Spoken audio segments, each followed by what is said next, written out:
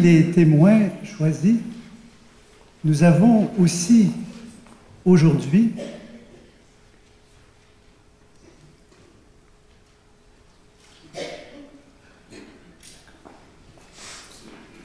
donc une invitée virtuelle, si on peut dire. Pourquoi donc? Parce que Cécile Ragueneau travaille... Donc, pour moi, Et elle parle. Donc, Cécile travaille parfois les dimanches. Peut-être l'avez-vous vue, l'avez-vous croisée au pavillon Sainte-Marie, puisqu'elle y exerce son métier d'infirmière plusieurs soirs par semaine.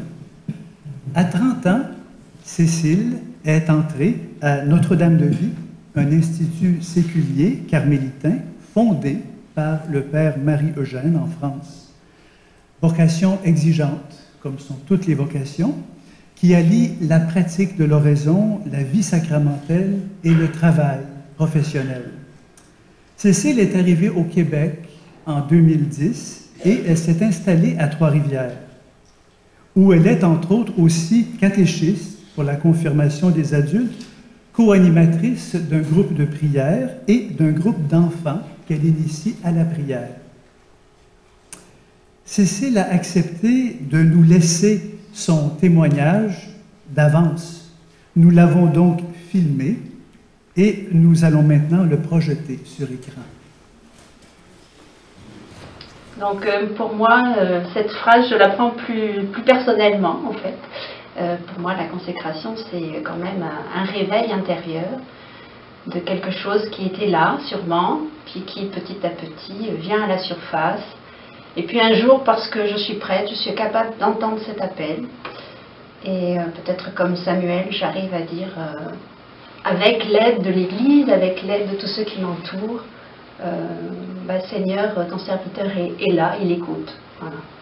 Et donc, je pense que ça nous réveille aussi intérieurement dans le sens où la consécration nous appelle à nous tourner toujours plus vers le Seigneur. En tant que chrétien, de toute façon, c'est cela, mais dans notre consécration, nous sommes appelés à vivre avec le Seigneur vraiment de façon très très intime. Et donc c'est ça qui nous réveille intérieurement en premier. Donc je pense que c'est un appel personnel d'abord à nous réveiller, cette consécration. Ensuite, dans ma vie professionnelle, je peux voir que c'est aussi un genre de réveil, puisque par exemple auprès des personnes malades que je soigne, que je rencontre, le témoignage passe sans que je m'en aperçoive, et les personnes peuvent exprimer parfois quelque chose, un ressenti qui me dépasse et qui m'étonne souvent. Et voilà, je rends grâce au Seigneur pour cela, et puis je pense que c'est un encouragement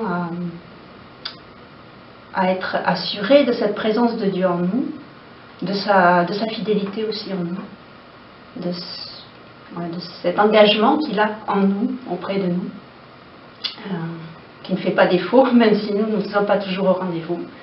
Et donc en fait c'est ça qui touche peut-être les personnes sans savoir toujours ce que c'est, mais voilà, donc il y a peut-être aussi un petit côté important à développer de ne pas avoir peur de témoigner de cet engagement que nous avons. Au moment où j'ai pris conscience que il y a cet appel en moi, et puis que je l'ai accepté, que je l'ai nourri, bien je le vis chaque jour, et chaque jour il alimente ma vie.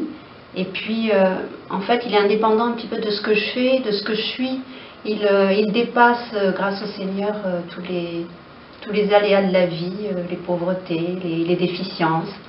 Et ce témoignage de la consécration nous dépasse tellement qu'il dure toujours.